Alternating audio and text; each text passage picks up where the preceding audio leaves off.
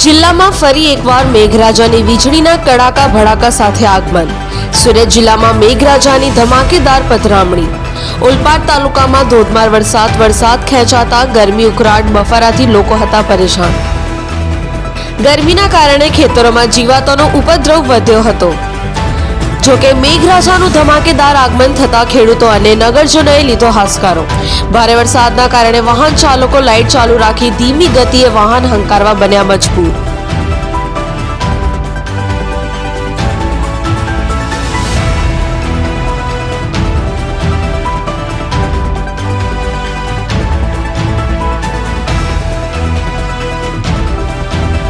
Bureau report, Jansakshi news, Bardoli.